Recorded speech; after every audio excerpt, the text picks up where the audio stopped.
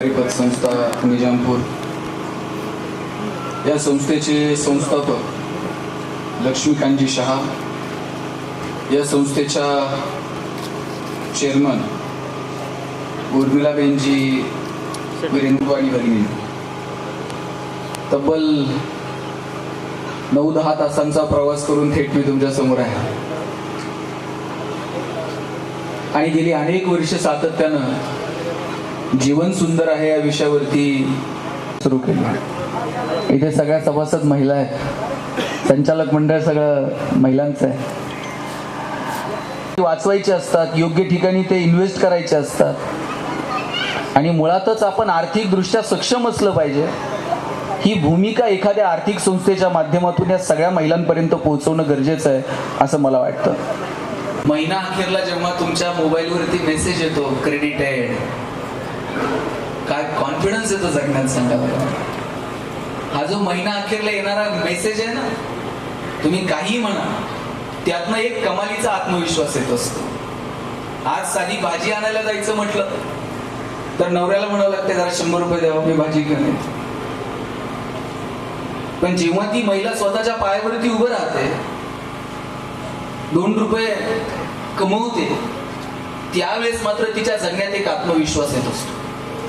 इथं अनेक तरुण मुली पण समोर बसलेल्या आहेत। माझी त्यांच्या आयांना पण विनंती आहे, आज जर आपल्याला आपली आर्थिक आणि सामाजिक परिस्थिती जर बदलायची असेल तर शिक्षणा इतका प्रभावी पर्याय माझ्या समोर दिसत नाही। मगाशी सर प्रास्ताविकामध्ये सांगत होते की या पतसंस्थेतून जे काही उत्पन्न मिळतं त्याच्या 10% उत्पन्न आम्ही या शाळेसाठी देतो। गोरगरिबाची सर्वसामान्य कुटुंबातली मुलं मुली शिकली पाहिजे। शहरामध्ये त्यांना जे इन्फ्रास्ट्रक्चर उभं आहे, शहरामध्ये ज्या सुखसुविधा त्यांच्यासाठी उभ्या आहेत, त्या ग्रामीण भागातल्या मुला मुलींना सुद्धा मिळाल्या पाहिजेत। त्यांना सुद्धा नवीन दिशा देता आली पाहिजे। अशी मोजकी माणसं असतात की जी समाजकार्यामध्ये स्वतःला झोकून देतात। व्यक्तिगत एखादा मोठा धंदा व्यवसाय सुरू केला असता, राजरोसपणे बक्कळ पैसे कमवता आले असते। पण ही सहकारी पतसंस्था आहे। पाहुण्यांनी विचारलं याच्यातनं मिळतं काय? आता ते भत्ता असतोय मीटिंगचा, पण ते पण घेत नाही। ही सहकारी पतसंस्था आहे। इथे सभासद मालक आहेत आणि आम्ही जे काही करतोय ते या सभासदांसाठी करतोय। आम्ही जे काही करतोय त्यातून मिळालेलं उत्पन्न चांगल्या कामासाठी खर्च करतोय। ही सामाजिक चळवळ सहकाराच्या माध्यमातून उभी राहिली पाहिजे। भारत हा असा देश आहे, 1904 ला सहकाराचा कायदा इथे रुजू झाला, सहकाराचा कायदा लागू झाला। पण त्याच्या अगोदरपासून भारतामध्ये सहकाराची चळवळ सुरू झाली। मद्रासमध्ये ब्रिटिशांनी असं एखादं फायनान्शियल इन्स्टिट्यूट उभं करता येईल का की जिथे पैसेही त्यांचे असतील आणि कर्जही त्यातून देता येईल। शेतकऱ्यांनी ब्रिटिशांना कर्ज मागितलं होतं। हा आवाज फॅनचा। शेतकऱ्यांनी ब्रिटिशांना कर्ज मागितलं, त्यांच्या लक्षात आलं की आपण अशी काहीतरी व्यवस्था करू की पैसेही त्यांचे असतील। फेडरिक निकोल्सन नावाचा एक अधिकारी होता, त्याला सांगितलं तू जगाचा दौरा कर। त्या बँकेच्या आधारावरती पहिलं फायनान्शियल इन्स्टिट्यूट मद्रासमध्ये सहकारी तत्वावरती सुरू झालं। त्यानंतर 1948 ला नगरमध्ये विठ्ठलराव विखे पाटलांनी सहकारी साखर कारखाना सुरू केला। सहकारी साखर कारखान्यांचं जाळं सुरू झालं। नंतरच्या काळामध्ये अनेक म्हणजे सहकारी पतसंस्था, सहकारी, अलीकडच्या काळात सहकारी गृहनिर्माण संस्था, असं मोठं जाळं सहकाराचं भारतभर शिकायला लागली। आणि ही परिस्थिती बदलवण्यामध्ये सहकाराची मोठी उलाढाल आणि सहकारी विभागाचा मोठा वाटा होता। आजही ग्रामीण भागामध्ये तुम्हाला जर ही परिस्थिती बदलायची असेल तर सुदृढ समृद्ध अशा सहकारी संस्था असल्या पाहिजे। आपण राजकारणाचा उल्लेख केला, इथं सरपंच आहेत, गावामध्ये सोसायटी पण असेल, प्रत्येक गावामध्ये विविध कार्यकारी सोसायटी आहेत। महाराष्ट्रामध्ये 23,115 काहीतरी विविध कार्यकारी सोसायटी आहेत। त्यातल्या बहुतांशी विविध कार्यकारी सोसायट्या ह्या तोट्यात आहेत। त्याला आपण एक शब्द वापरतो, अनिष्ट तफावत। त्यातल्या त्यात आणखी निम्म्या सोसायट्या ह्या फक्त पिशवीतच आहेत। म्हणजे सोसायटी जर सापडायची असली तर पहिला सचिव सापडून आणावा लागतो। त्याला सचिव सापडला का त्याला पिशवी सापडावं लागते आणि मग त्या पिशवीतून संस्था बाहेर येते. खरं तर गाव पातळीवरची विविध कार्यकारी सोसायटी त्या गावाच्या आर्थिक विकासाचं केंद्रबिंदू ठरायला हवी होती, पण ती केवळ एक राजकीय पर्याय म्हणून त्या संस्थेकडे पाहायला गेलं. नावच काय, मल्टीपर्पज सोसायटी आहे ती.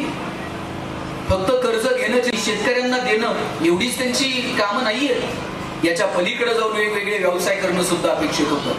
परंतु जिल्हा बँकेकडनं कर्ज घ्यायचं, खाली शेतकऱ्यांना द्यायचं आणि जे काही 2-3% राहतील त्यात मग ती संस्था चालवायची. आणि म्हणून बहुतांशी संस्था या अनिष्ट तफावतीमध्ये आहेत आणि त्यात इतकी मारामार, इतकी भांडणं आहेत. म्हणजे तुम्ही इलेक्शन लागलं का बघायचं. बरं बाबा, निवडून काय यायचंय? कुठंतरी त्याला मार्केट कमिटीला मतदानाचा अधिकार आहे, जिल्हा बँकेला परत ठराव देता येतं. याच्या पलीकडे विषय नाही. आमच्याकडे तर 2 संचालक परवा भांडत होते.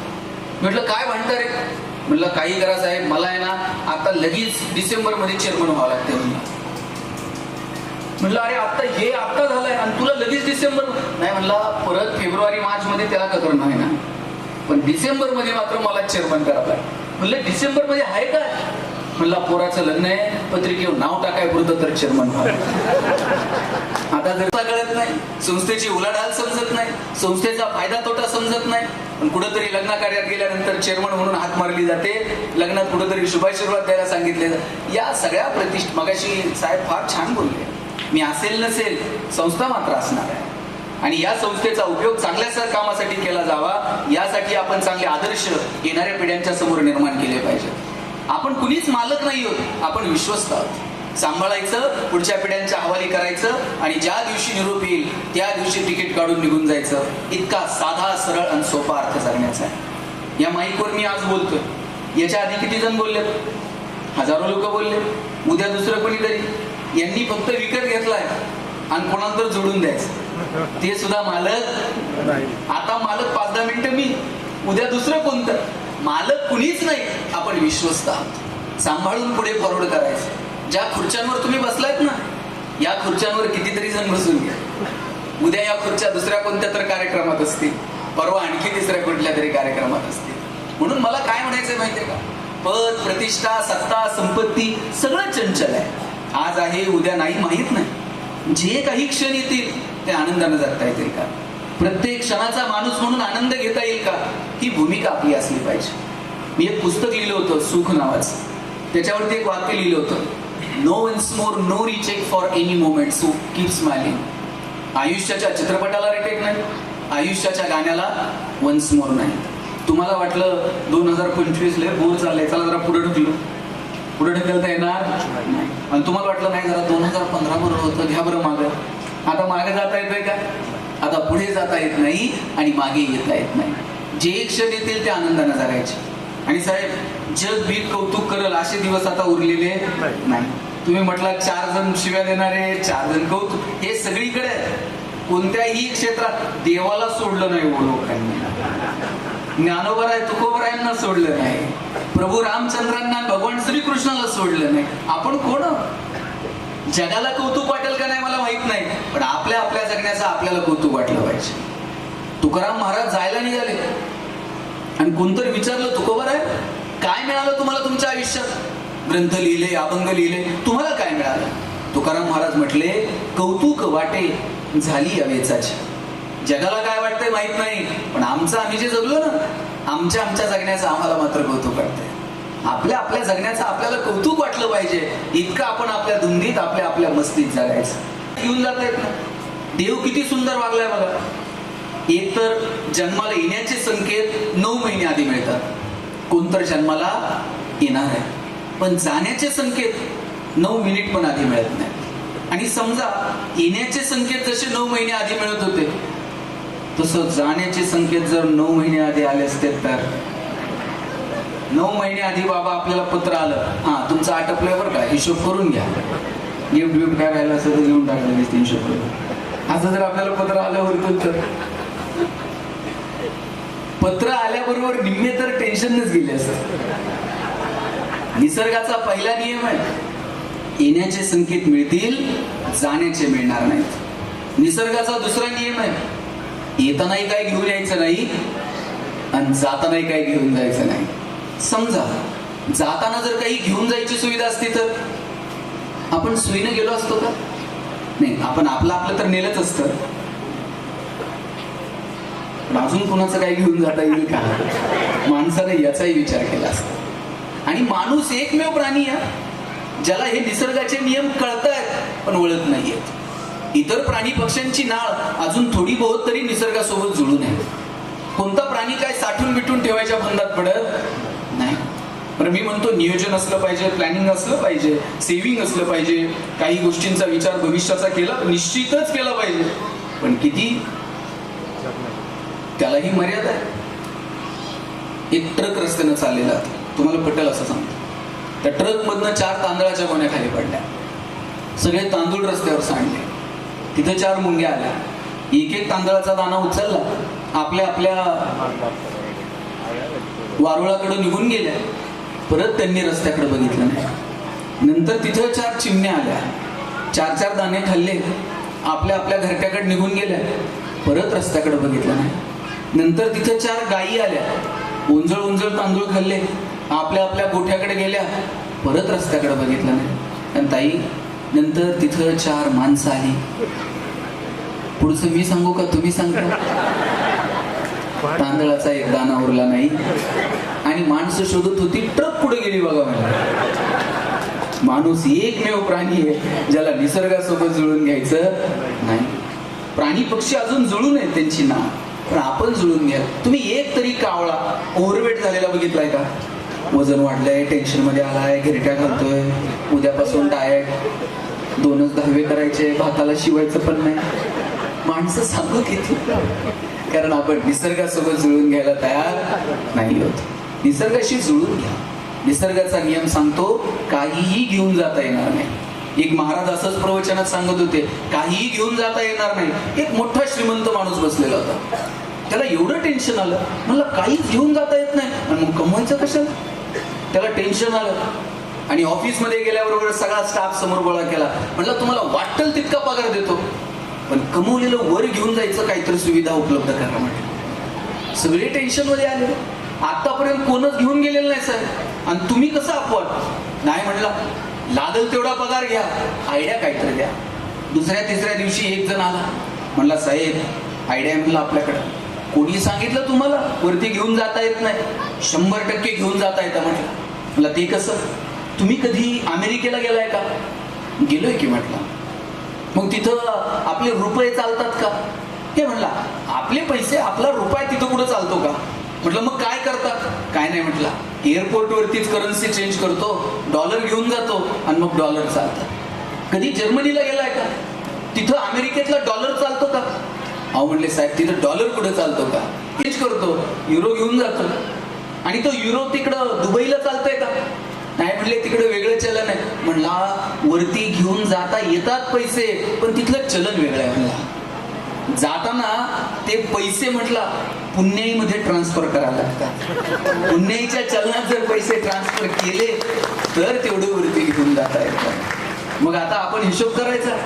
आपण आयुष्यात, जुनी माणसं हुशार होती, पाप पुण्याला माणसं घाबरत होती. नको हे मगाशी म्हटले, मैं ना खाऊंगा ना खाणे दूंगा. ही जुनी माणसं घाबरायची, नको हे पाप आहे, हे माझ्याकडनं व्हायला नको. काही चांगलं केलं तर हे पुण्य आहे असं पोरांना सांगितलं जात होतं. साहेब हल्ली लोक पुण्याचाही हिशोब ठेवत नाहीत आणि पापाला तर घाबरायलाच तयार. पाप हे पुण्याईसारखा शिष्टाचार होऊन बसलाय, त्याला अधिकृत मान्यता देऊन टाकली आहे आणि मग तिथे गडबड झाली. पण लक्षात घ्या, या CCTV मध्ये आपण येऊ की नाही मला माहित नाही, पण वरतून मात्र एक CCTV कंटिन्यू सुरू असतो, त्यातून काही निष्ठत नाही. आणि आता ते चित्रगुप्तानं वर गेल्यावर हिशोब ठेवलेला नाही, ते कुणाकुणाचं ऑडिट करत बसत. त्यानं सांगितलंय वर आल्यावर काहीच नाही, खालीच फिडून यायचं. खालून नीलचा दाखला घ्यायचा संस्थेचा NOC, त्याच्याशिवाय वरती एंट्री नाही. आयुष्यात कुणाच्या बापाला घाबरू नका. घाबरायचंय तर स्वतःच्या कर्माला घाबरा, कारण कर्म कधी ना कधी वसुलीला येतं आणि एकदा का कर्म वसुलीला आलं तिथं कुणाचाच वशिला चालत नाही. आणि म्हणून कर्माला घाबरावं, रोज स्वतःचं आत्मपरीक्षण करावं. आजचा दिवस कसा गेला? आज आपण काय कमवलं? आज आपण कोणाला मदत करू शकलो का? आज आपण कोणाला दुखावलं तर नाही? आज आपण कोणाला फसवलं तर नाही? माहीत नाही आपण किती दिवस इथं पाहुणे आहोत. जे क्षण येतील ते आनंदानं जगण्याचा विचार आपण केला पाहिजे. मुळात आनंद, सुख ह्या सगळ्या गोष्टी बाजारात विकत मिळत नाहीत. ज्ञानोबरायांनी सांगितलं, किंबहुना सोय जीव आत्मयाचे आहे, तेथ जे होय तया नाम सुख. ज्ञानोबरायांनी सांगितलं, आत्म्याशी जे संबंधित आहे ना त्याला सुख म्हणावं. पण आपण ते साधनांमध्ये शोधायला लागलो. हे विकत घेतलं म्हणजे सुख मिळेल, ते विकत घेतलं म्हणजे सुख मिळेल. साधनांवरती जर सुख अवलंबून असतं, जगातली सगळी श्रीमंत माणसं सुखी झाली असती आणि गरिबाच्या वाट्याला सुख आलं नसतं. साधनांनी माणसाचं आयुष्य सोपं होईल, सुलभ होईल, पण ते सुखी होईलच याची खात्री मात्र देता येत नाही. साधनं ही वापरण्यासाठी असतात आणि माणसं ही जपण्यासाठी असतात. आपण उलट करतोय. आपण माणसं नको तशी वापरतो आणि साधनांना जपत बसतो. तुटलेलं फुटलेलं साधन परत घेता येईल, पण गमावलेली माणसं मात्र परत मिळत नाहीत. त्यामुळे माणसांना जपता येईल का? जोपर्यंत आपल्या डोळ्यात प्रेम आहे आणि हृदयामध्ये वात्सल्य आहे तोपर्यंतच आपण माणूस आहोत. ज्या दिवशी डोळ्यातलं प्रेम संपलं, हृदयातलं वात्सल्य संपलं, त्या दिवशी समजायचं आपण माणूस उरलो नाही, आपण यंत्र होत चाललेलो आहोत. आपलं माणूस पण तोपर्यंत जिवंत आहे तोपर्यंत कुणाचं तरी दुःख बघून आपल्या डोळ्यामध्ये अश्रू तरळतात. कुणाच्या तरी मदतीसाठी आपले हात सरसावतात, कुणाच्या तरी मदतीसाठी आपले पाय धावतात. पण आपल्या मदतीला, आपल्या धावण्याला, आपल्या हातांच्या सरसावण्याला सुद्धा योग्य दिशा असली पाहिजे. कष्ट सुद्धा योग्य दिशेने केले पाहिजेत, अन्यथा तेही फुल ठरतात.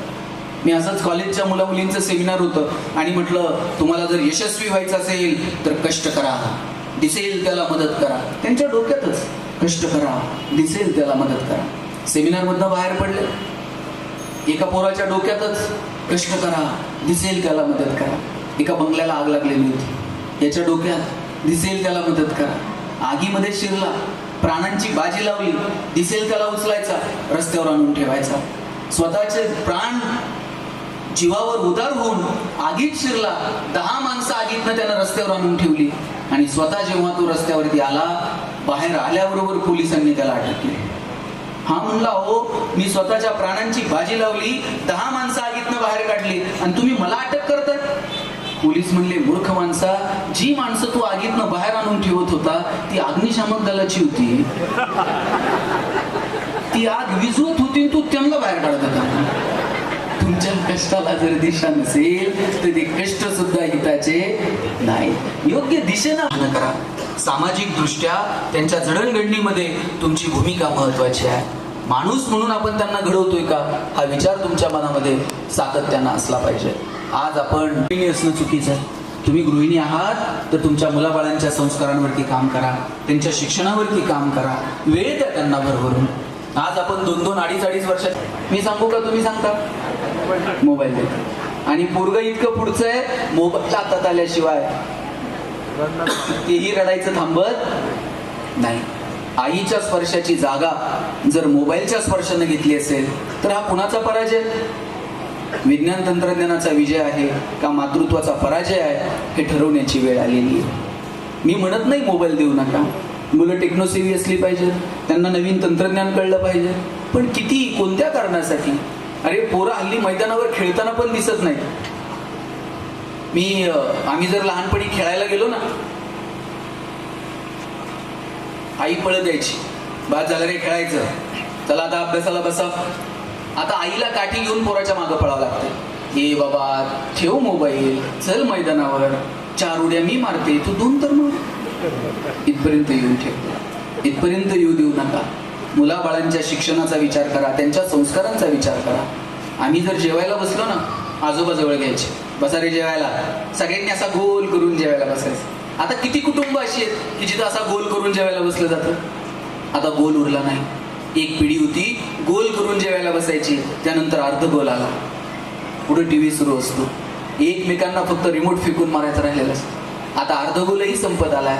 आता प्रत्येक जण आपापल्या सोयीने येतो, मोबाईल बघता बघता जेवतो आणि आपापल्या सोयीनं निघून जातो. संवादही उरला नाही. आम्ही एकत्र जेवायला बसायचो, आजोबा सांगायचे चला ताटाच्या भोवती पाणी फिरवा. आम्ही म्हणायचो का फिरवायचं? ताटाच्या भोवती पाणी फिरवल्यावर ताटातले पदार्थ काय बदलतात का? बाजरीच्या भाकरीची काय पुरणपोळी होणार आहे का? आजोबा म्हणायचे पदार्थ बदलत नाही पण पदार्थाचा प्रसाद होऊन जातो. बाजरीच्या भाकरीची पुरणपोळी होत नाही, पण एकदा का त्या पदार्थाचा प्रसाद झाला मग त्याचा सन्मान ठेवला जातो. ताटावर बसलं का ते म्हणायचे हात जोडा आणि आभार माना. म्हटलं कुणाचे आभार मानायचे? ते म्हणायचे ज्यानं पिकवलं त्या शेतकऱ्याचे आभार माना, जिनं शिजवलं त्या तुमच्या आईचे आभार माना, आणि ज्यानं भूक दिली त्या भगवंताचे आभार माना. कृतज्ञता आपोआप रुजली गेली. सकाळी उठलात ना देवाचे आभार माना. आजचा दिवस बघायला मिळाला बरं का, थँक्यू, तुझे आभार देवा. रात्री झोपताना पुन्हा त्याला थँक्यू म्हणा, आजचा दिवस छान गेला, उद्याचाही बघायला मिळाले. पण हल्ली आमचा दिवसही मोबाईलनं सुरू होतो आणि रात्रही मोबाईलनं होते. सकाळी उठल्याबरोबर चाच पडतच हातात मोबाईल येतो आणि लगेच लॉक ओपन करून काल टाकलेल्या फेसबुकवरच्या फोटोला किती लाईक्स आणि किती कमेंट्स. 2-4 जरी कमी असल्या तरी आम्हाला करमत नाही. आणि रात्री तर सोय नाही. डोळे ताणून ताणून जोपर्यंत डोळे आपोआप झाकत नाही तोपर्यंत मोबाईल बघायचा असतो. तरुण पोरं तर रात्री डीपी असा झूम करून बघतात. पण कमालीचे आम्ही ऍडिक्ट झालो. मोबाईल चांगलं साधन आहे, पण किती आणि कशासाठी हे मात्र ठरवलं पाहिजे. साधनं आपल्यासाठी आहेत, आपण साधनांसाठी नाही आहोत. आपला रुबाब असला पाहिजे साधनांवरती, पण साधनं जेव्हा माणसांवरती रुबाब गाजवतात आणि आपण त्याच्या कमालीचे आहार जातो त्यावेळेस मात्र आनंदापासून दूर जातो. मला मुळात तुम्हाला एक विचारायचं आहे, तुम्हाला आनंदी राहायचंय का हो? किती जणांना आनंदी राहायचं? वर हात करायचा, घ्या हात करा. सगळ्यांना आनंदी राहायचंय. मी दुसरा प्रश्न विचारतो, हा दाखवायचंय राहायचंय? मग ते फार सोपं आहे. माझा दावा आहे बहुतांशी लोकांना आनंदी राहायचं नसतं. त्याला तिथं बघण्यात इंटरेस्ट नाहीये. आपण कुठे आहोत हे जगाला कळलं पाहिजे यात इंटरेस्ट आहे. बरं मोबाईल आहे, स्टेटस ठेवायची सुविधा आहे, अडचण काहीच नाही, ठेवलंच पाहिजे. पण खरं दुःख कधी माहितीये? ज्याच्यासाठी स्टेटस ठेवलं त्यानं जर बघितलं नाही ना, इतकं वाईट वाटतंय. असं वाटतंय ट्रिपचे सगळे पैसे वाया लागले. आमचा आनंदही आमचा राहिलेला नाही आणि आमचं दुःखही आमचं राहिलेलं नाही. खरं तर आनंदही आपला आहे आणि दुःखही आपलं आहे, पण आपला आनंद हा इतरांच्या प्रतिक्रियेवरती अवलंबून आहे. लोक आमच्याविषयी काय बोलतात, त्यांच्या तुलनेमध्ये आम्ही कुठे आहोत याच्यावरून आमचा आनंद ठरतो. नवऱ्यानं 2000 रुपयाची साडी आणली, आनंदच आहे, पण तो कुठपर्यंत? फक्त शेजारचीनं म्हणाय बाई आमच्यांनी काल 5000ची आणली. आमचा आनंद आमचा राहत नाही. तुमचे 500 रुपये हरवले, किती वाईट वाटतं? गल्लीतल्या सगळ्या बायका संध्याकाळी गोळा, किती दुःख आहे. कोणाला सापडले असले तर सापडू, त्याला पचायचेच नाही, केवढं टेन्शन. पण हे टेन्शन फार वेळ नाही. त्यातल्या एखाद्या मैत्रिणीने फक्त म्हणलं पाहिजे बाई तुझे तर 500 गेले, परवा माझ्या 1000 पडले ग. तिला इतकं बरं वाटतंय ना, जाऊ दे बरोबर आपले 500.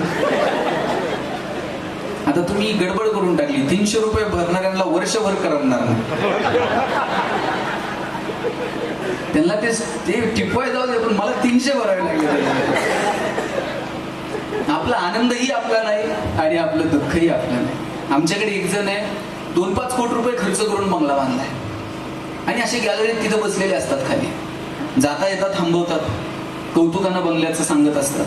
बरं मला सांगा, त्या बिचाऱ्यानं कष्टानं बांधलाय, त्याला त्याचं कौतुक आहे. आपण थोडं कौतुक केलं आणखी तर काय बिघडलं का?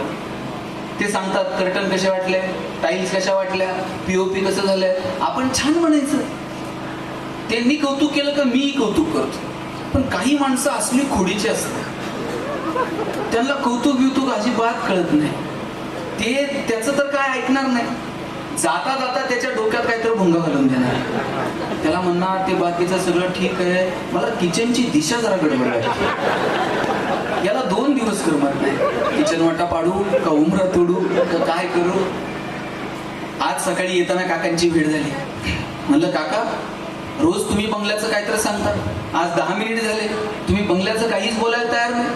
ते म्हणले सांगायचं काय? म्हटलं आता काय राहिलंय या बंगल्यात? म्हणलं झालं का? अरे काय उरलं नाही रे. म्हणलं हो काल बांधला असा दिसतोय, 2-5 वस्तू तर मला नव्या दिसतात आणि तुम्ही म्हणताय बंगल्यात काही राहील. अरे म्हणले बंगल्यात काही उरलं. म्हटलं झालं काय? म्हटले आपल्या शेजारच्या याच्यापेक्षा मोठा बांधलाय, आता याच्यात राहिलंय काय? आपण तुलनेमध्ये जगतो, इतरांच्या तुलनेमध्ये कुठे आहोत याच्यावरून आपलं सुख, याच्यावरून आपला आनंद ठरतो. आणि म्हणून आपलं एक जगणं असतं. थोडंसं अंतर्मुख होऊन आपण आपल्या जगण्याकडे पाहिलं पाहिजे. आपल्या आनंदाच्या, आपल्या दुःखाच्या, आपल्या काय जागा आहेत त्या आपल्याला समजल्या पाहिजे. ही महिलांची पतसंस्था आहे आणि सगळ्या महिला सभासद आहेत आणि इथं मोठ्या संख्येनं पुरुषही उपस्थित आहेत. माझी सगळ्या पुरुषांना विनंती आहे, त्यांना जर त्यांचं जगणं जर तुम्हाला सुंदर करायचं असेल ना, कधीतरी त्यांचं कौतुक करायला शिका. आणि काय लागतं कौतुकाला? आई असेल, बहीण असेल, मुलगी असेल, पत्नी असेल, त्यांना फक्त म्हणा, आई तू जन्म दिला म्हणून जग बघायला मिळालं. कधीतरी बहिणीला म्हणा, तुझ्यामुळे घराचं गोकुळ झालं. कधीतरी मुलीला म्हणा, तू जन्माला आली आणि माझ्या जगण्याला शिस्त मिळाली. कधीतरी बायकोला म्हणून बघा, बाई तुझ्यामुळे संसार झाला. काय लागतो? 2-4 जण भांडायला आले माझ्याकडे, मला म्हणले ते बाकीचं सगळं ठीक आहे, बायकोचं कौतुक आयुष्यात करणार नाही. म्हणलं तुमचं काय पटत नाही का? पटायचं सोडा म्हणला, तिला कानानं ऐकायला येत नाही, कौतुक करून उपयोग आहे काय?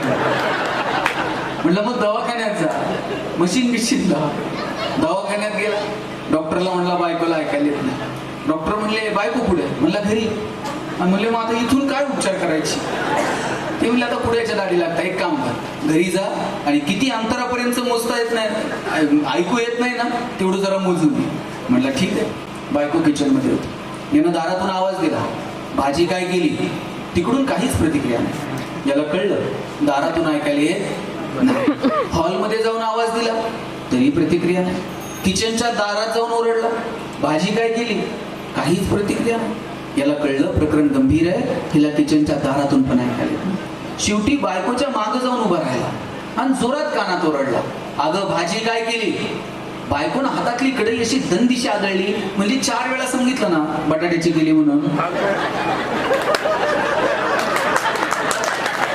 तुम्हाला जरा लेट कळलं, ऐकायला येत नव्हतं. तिनं कसा संसार केला असेल बघा. धूल चेहरे पर थी और हम आईना साफ करते. धूळ जर चेहऱ्यावर असेल, आरसा पुसून उपयोग आहे का? कधीतरी स्वतःच्या अंतर्मनात डोकावून बघा. आणि मला महिलांचं विशेष कौतुक का वाटतं माहितीये का? त्या बिचाऱ्या त्यांचं घरदार, आई वडिलांचं नाव घेऊन सगळं सोडून आपल्या घरात येतात, आपल्या घराशी जुळून घेतात, तिथल्या आवडीनिवडीशी जुळून घेतात, तिथल्या माणसांना आपलंसं करतात. मग त्यांचं थोडं कौतुक केलं तर बिघडलं कुठे? संध्याकाळी दमून बघून ती जेव्हा आपल्याकडे पाहते, तेव्हा तिला फक्त म्हणा, किती करतेस तू संसारासाठी? आज दमलीस का? कधी भाजी जर चांगली झाली तर तिला म्हणून बघा, आज भाजी छान झाली. त्यांना या फक्त कौतुकाच्या 2 शब्दांची अपेक्षा असते, पण आपल्याला कौतुक करायला मात्र शब्द सापडत नाही. आणि कौतुक कुठपर्यंत?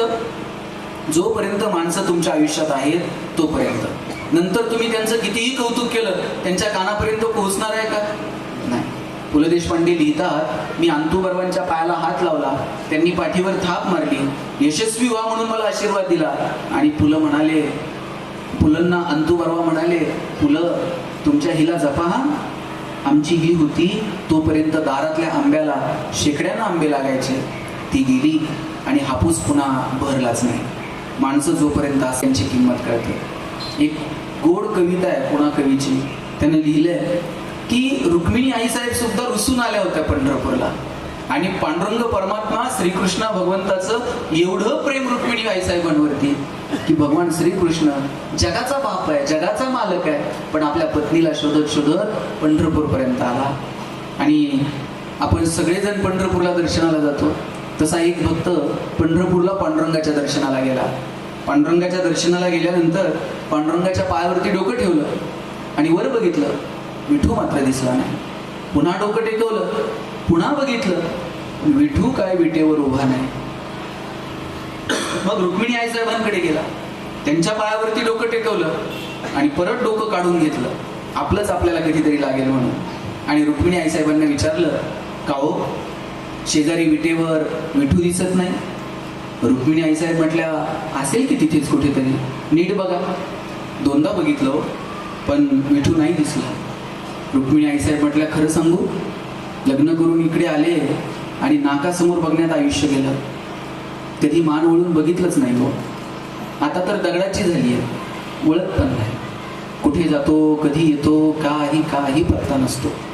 आषाढी कार्तिकीला कितीतरी जण येतात, पायावर डोकं टेकून निघून जातात, पण आज पहिल्यांदा तुम्ही सांगितलं शेजारी विठू विटेवर नाही तो, आणि 28 युगांचं एकटेपण अंगावर धावून आलं. कितीतरी महिलांची ही अवस्था आहे. त्या वरवरून हसतील पण मनातनं मात्र पोखरलेल्या असतात. त्यांना अपेक्षा असते सांत्वनाच्या 2 शब्दांची, त्यांना अपेक्षा असते त्यांनी केलेल्या कष्टाच्या कौतुकाची.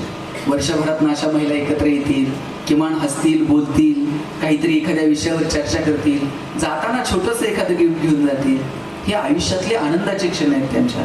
मला वाटतं या निमित्तानं तरी ते त्यांना पाहायला मिळतात, अनुभवायला मिळतात. आपण गेल्यावर लोकांचं कौतुक करतो जे त्यांच्या कानापर्यंत कधीच पोहोचत नाही. श्वास थांबल्यानंतर एका बाईनं तिच्या भावना व्यक्त केल्यात, कशा असतील त्या.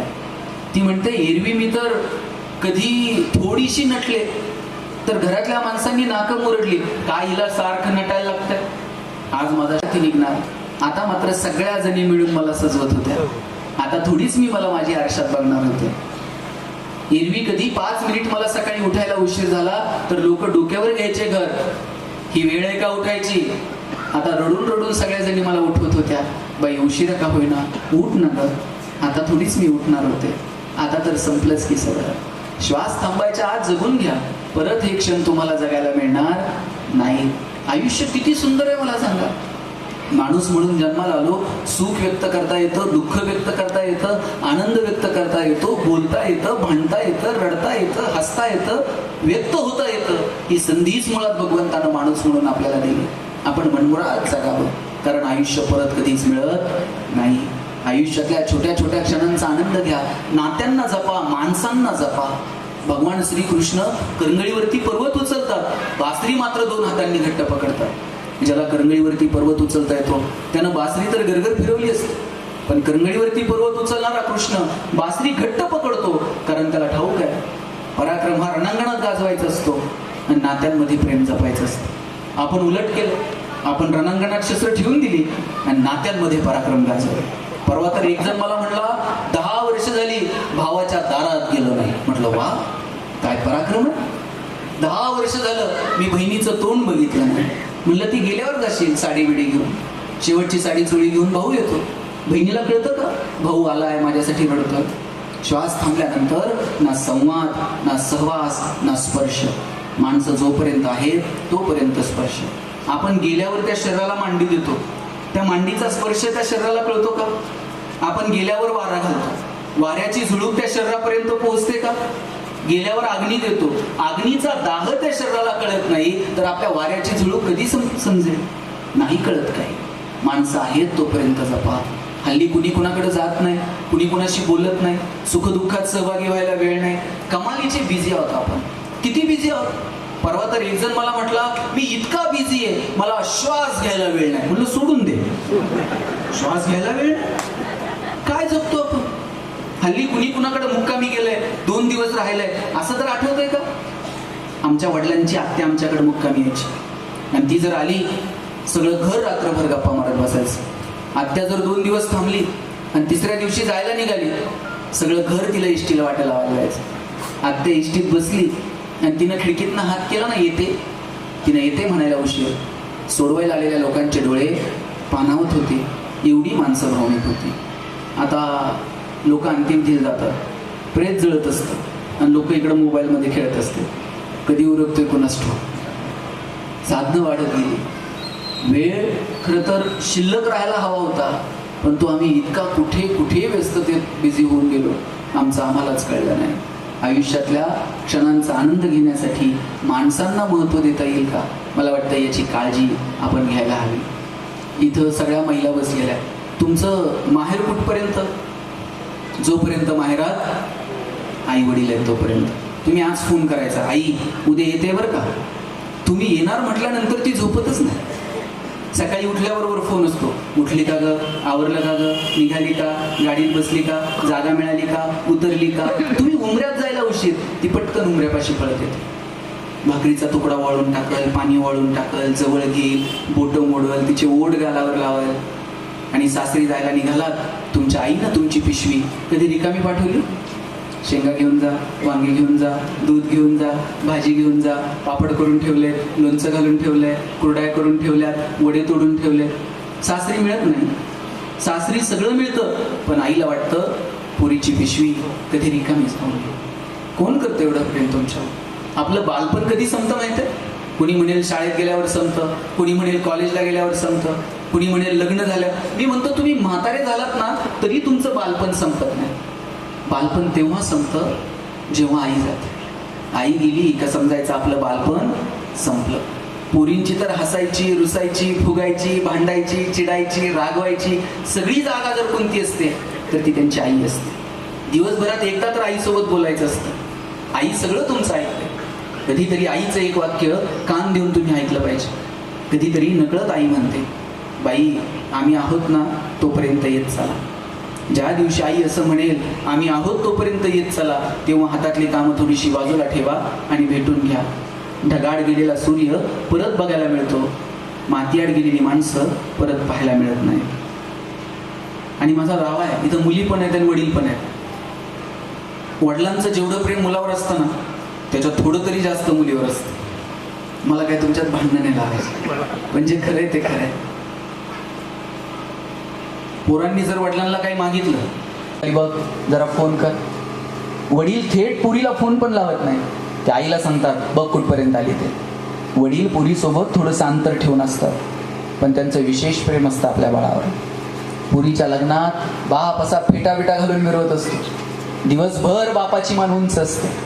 कन्यादान झालं ना मग वडील मान खाली घालतात, जावायच्या हातात हात देतात आणि सांगतात तळहाताच्या फोडासारखी जपली, सांभाळून घ्या. दिवसभर बापाच्या डोळ्यात थेंब येत नाही, पण पोरीची गाडी एकदा निघून गेली ना खांबाच्या पलीकडे जाऊन एकटाच रडतो तो बाप असतो. कुठून आणायची ही नाती मला सांगा? ही नाती तुम्हाला परत कुठं सापडणार नाहीत. घरातल्या म्हाताऱ्या माणसांना जपा. म्हातारी माणसं ट्यूबलाईट इतका प्रकाश देत नाहीत, पण त्यांचं देवघरात निरंजनासारखं तेवत राहणं महत्त्वाचं असतं. ते विझून गेलं ना मग त्या लोकांची किंमत कळायला लागते.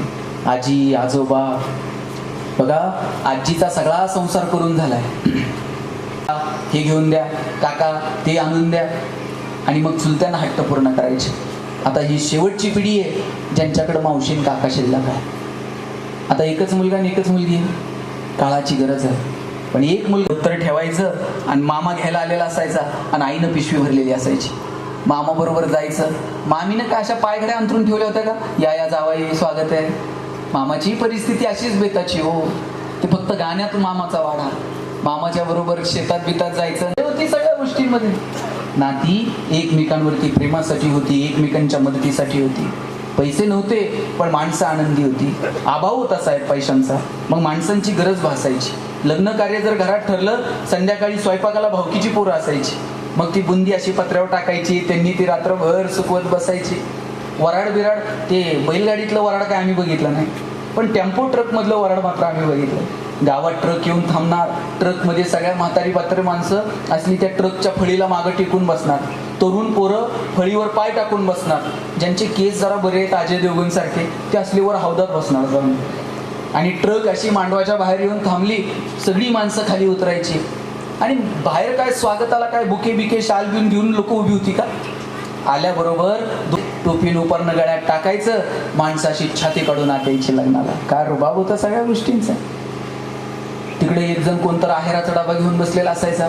याचे 2 रुपये, त्याचे 5 रुपये, 11 आणि 21 रुपये देणारा तर लय मोठा वाटायचा. इकडं मंगलाष्टक सुरू झालं, ही असली लहान पोरं पळतायत ना, त्यांनी सगळ्या अक्षता साठवून ठेवायच्या.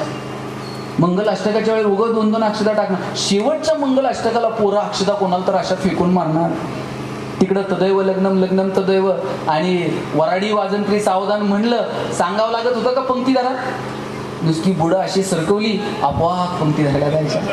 पळसाच्या पानाच्या पंतरवळ्या असायच्या, पंतरवळ्या जर वाटून जायचा. पंतरवळ्या निम्म्या फाटक्या असायच्या सर.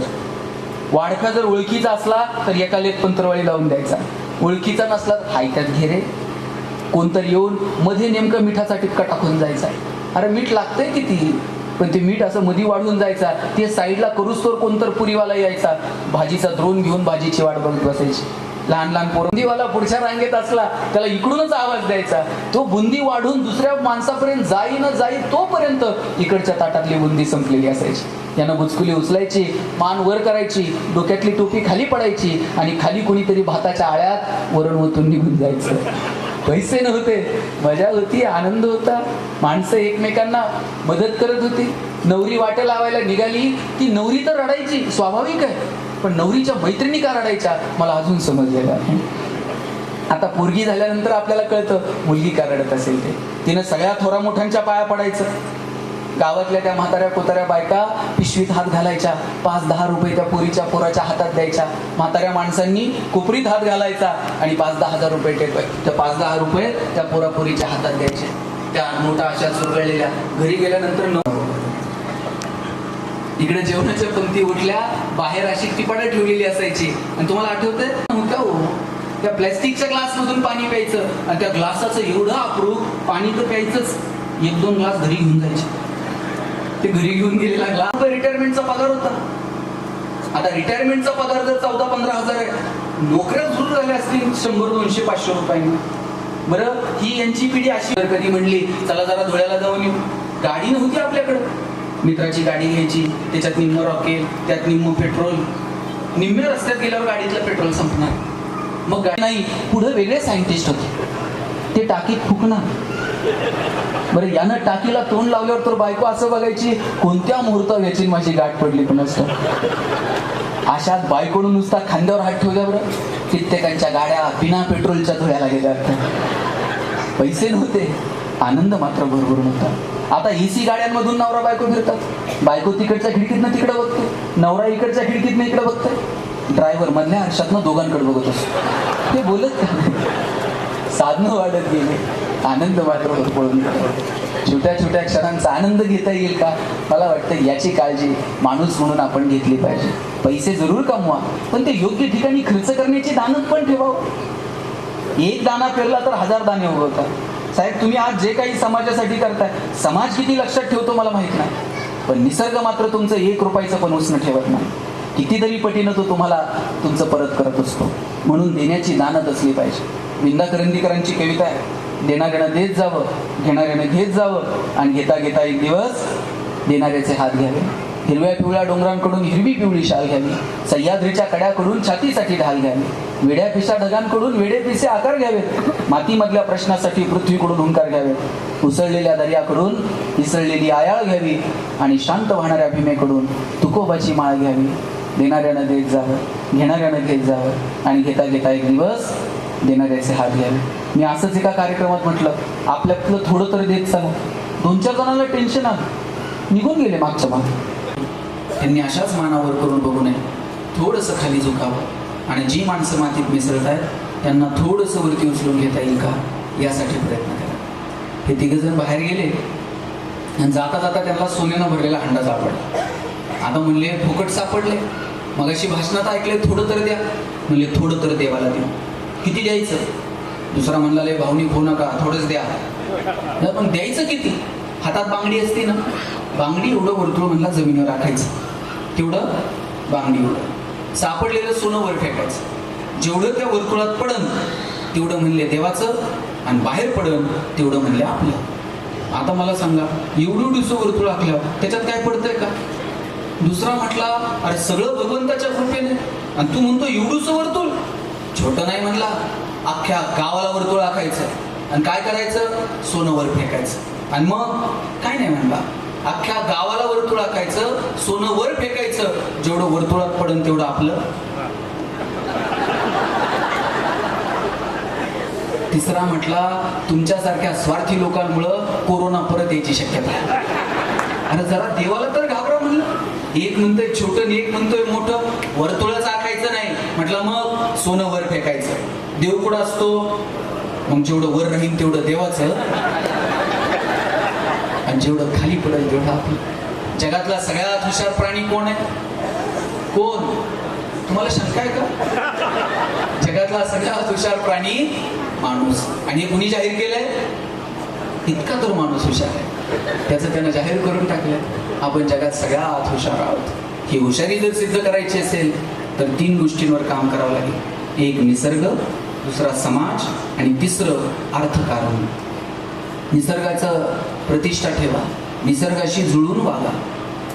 आज 20 रुपये लिटरनं पाणी विकत घ्यायची वेळ आली, आणि एक काळ असा होता नदीला गुडघे टेकून लोक पाणी पित होते. आता एक नदी दाखवा जिथं तुम्ही गुडघे टेकून पाणी पिऊ शकता.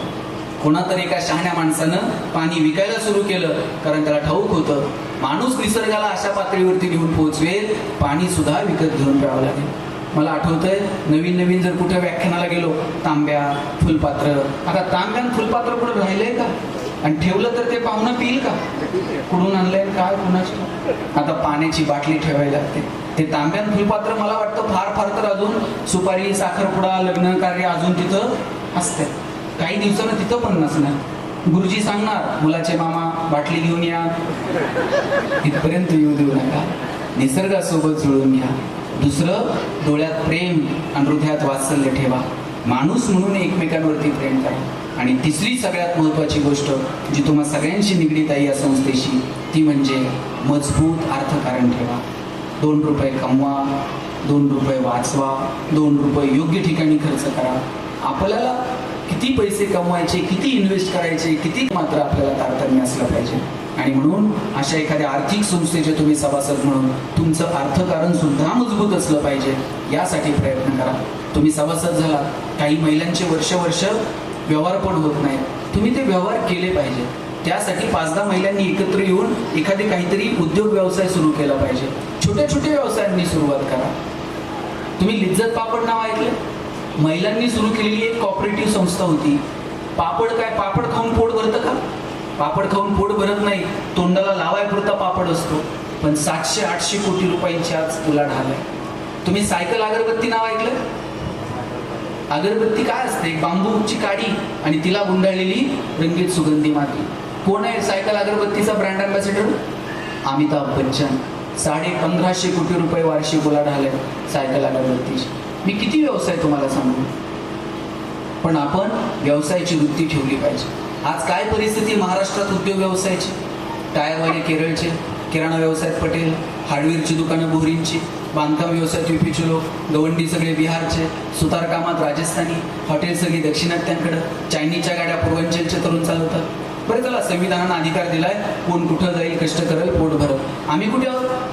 आम्ही मात्र नोकऱ्यांच्या रांगांमध्ये उभे आहोत. आम्ही उद्योग व्यवसायाकडे येणाऱ्या पिढ्यांना प्रोत्साहित केलं पाहिजे, सांगितलं पाहिजे तुम्ही उद्योगात या, व्यवसायात या, व्यापारात या. मी आता दुबईला गेलो होतो व्याख्यानाला मार्चमध्ये. मला 700-800 महाराष्ट्रातली माणसं भेटली की जी तिथं संभाजी महाराजांची जयंती साजरी केली, छत्रपतींची, आणि तिथे मी व्याख्यानाला गेलो होतो. मला 2-5 पोरं सांगली आटपाडीची भेटली. म्हटलं काय करता इथं? 4-4 कोटी रुपयाच्या गाड्या घेऊन आलती कार्यक्रमाला. ते म्हटले आम्ही इथं नोकरी शोधत आलतो, आता आमचा इथे व्यवसाय. म्हटलं काय व्यवसाय करता? म्हणलं आमची इथं आता सोन्याची दुकान आहेत. हेवा वाटला की महाराष्ट्रातल्या सांगली आटपाडीतली पोरं दुबईत जाऊन सोन्याचा व्यवसाय करतात. तुमच्या माझ्या उद्योगाला, व्यवसायाला कशाच्या भिंती उरलेल्या नाही. आपण मजबूत व्यवसाय केला पाहिजे, मजबूत अर्थकारण ठेवलं पाहिजे. बुर्ज खलिफा म्हणून एक इमारत आहे. शेकडो मजले वर घेऊन जातात आणि वरून खाली घेऊन येतात. वर जाऊन खाली यायला लोक 1000 रुपयाचं तिकीट काढतात. दुबई फ्रेम आहे, लोक सेल्फी काढत बसतात. त्यांना माहीत आहे 1 दिवस तेलाचे पैसे संपतील आणि मग जगाला आपण पर्यटनाच्या दृष्टीने आकर्षित केलं पाहिजे. का तुमच्यापैकी 5-10 महिलांना असं वाटू नये की आपण धुळे आजूबाजूच्या परिसरामध्ये एक पर्यटन संस्था केली पाहिजे, जगातली लोक इथं आली पाहिजेत, इथं देवीच्या दर्शनाला गेली पाहिजेत, इथं येऊन 2 दिवस मुक्कामी थांबली पाहिजेत. आता एका क्लिकवरती जग येऊन थांबलंय. मी आता जेजुरीला गेलो होतो, 4-5 तरुण पोरं तिथं आलेले आणि जेजुरी गडाचे फोटो काढत होते. मी त्यातल्या एकाला विचारलं काय करता रे फोटो काढून? पोरगा मला म्हटला दादा किती दिवस बॅनर लावायचे? चलो दुबई, चलो सिंगापूर.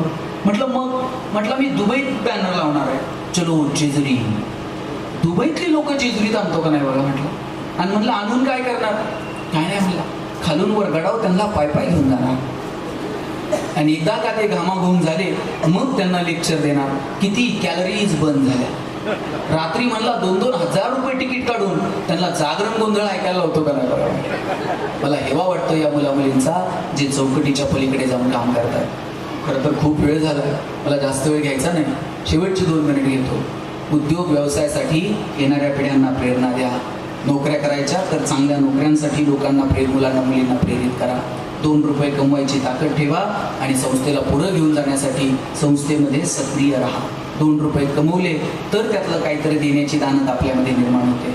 म्हणून अर्थकारण तुम्ही मजबूत ठेवलं पाहिजे, यासाठी प्रयत्न करा आणि मस्त राहा, हसत राहा.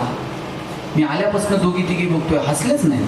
ते हसा वाटलं तर ते शेजारचीकडे ती का हसत नाही मग मी का हसू? हसायला काय पैसे लागतात का? बरं माणसालाच हसता येतं, जनावरांना हसता येतं का? तुम्ही शिरपूर करायला गोठ्यात गेलाय आणि एखाद्या म्हशीनं छान स्माईल दिली, असं झालं? म्हैस म्हणते का प्लीज वेलकम इन गोठा? साहेब तुम्ही कधी गाढवाला हसताना बघितलं? ज्या दिवशी गाढव हसायला सुरू करल त्या दिवशी समजायचं गाढवाचा प्रवास मानवत्वाकडे सुरू झाला, आणि ज्या दिवशी माणूस हसायचं बंद करल त्या दिवशी समजायचं माणसाचा प्रवास तुमचं तुम्ही ठरवायचं. आयुष्य खूप सुंदर आहे, सुंदर आयुष्याचा आनंद घ्या. जाताना एकच सांगतो, विनाकारण कोणाच्याही हो मध्ये हो मिसळायचा नाही, अंधानुकरण करायचं, अंधश्रद्धेच्या मागं लागायचं नाही. श्रद्धावान राहा, चिकित्सा करा आणि मग स्वीकारा काय करायचं ते. हो मध्ये हो मिसळला तर गडबड झाली म्हणून समजायची.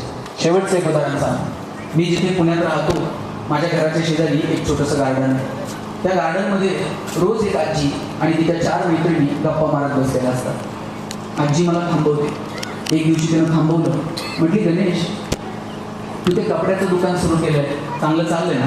मी थांबायला पाहिजे होतं ना. आजीला म्हणायला होतं आजी तुझा काहीतरी गैरसमज होतोय, माझं काय कपड्या बिपड्याचं दुकान नाही, पण आपल्याला सवय हो मध्ये हो मिसळायचा आणि पुढे निघायचं. आजीने विचारलं कपडे बघा, मी माझ्या मित्रांना सांगत होतो आजीला स्मृतिभ्रंश असेल, आणि माझ्या कानावर आलं आजी तिच्या मैत्रिणींना सांगत होती मी तुम्हाला म्हटलं होतं ना याच्या डोक्यावर परिणाम आहे. याला काही म्हणा हे होच म्हणताय, हे कशालाच नाही म्हणत. आयुष्याचा आनंद घ्या. तुम्हाला सगळ्यांना खूप साऱ्या शुभेच्छा देतो आणि थांबतो. जय हिंद, जय महाराष्ट्र. नंतर ती बॉईज 4 चित्रपट आली. आता पुणे विद्यापीठाच्या अभ्यासक्रमात आहे. गायला गळा लागतो, माझ्याकडे नरड आहे. मी त्यातली 2 कडवी तुमच्या समोर सादर करायचा प्रयत्न करतो. काय सांगू राणी मला गाव सुटना, कसं सांगू राणी मला गाव सुटना, बंद गळ्या मंदी माझं मावे नाग अंग, जिंच्या कापडा मंदी दुनिया झाली कशी तंग, जो तो आहे राणी आपल्या धुंदीमध्ये दंग, माणसांनी माणसांचे सोडले का रंग, म्हाताऱ्याच्या धोतराची गाठ सुटना, काय सांगू राणी मला गाव सुटना, पारी आली सरी गेली झाली त्याची तारी, पदव्यांच्या ढिगाऱ्यात पाठी राहिली कोरी, कॉलेजच्या कट्ट्यावरती गर्दी झाली सारी, आपल्या चिपऱ्या कपड्यामंदी फिरती साऱ्या पोरी, म्हातारीच्या डोहीवरला पदर हटना, काय सांगू राणी मला गाव सुटना, शहरातली गाडी बघा धुंच गाणं गाती, भावनांनी भावनांशी तोडली का नाती, ओल चिंब पावसात ओली चिंब माती, शारदाच्या चांदण्यात भिजल्या काग राती, सर्जा राजाची जोडी माग हटना, काय सांगू राणी मला गाव सुटना, गावाकडची माणसं आमची कशी साधी भोळी, प्रेमाच्या या रंगामध्ये रंगते आमची होळी, दिवाळीच्या सणासाठी जमली ही मंडळी, सुरसुरीच्या सुरामंदीचा कुपूर्ण पोळी, चुलीवरल्या भाकरीची चवही सुटना, काय सांगू राणी मला गाव सुटना, कसं सांगू राणी मला गाव सुटना, गाव सुटना, गाव सुटना. थँक्यू.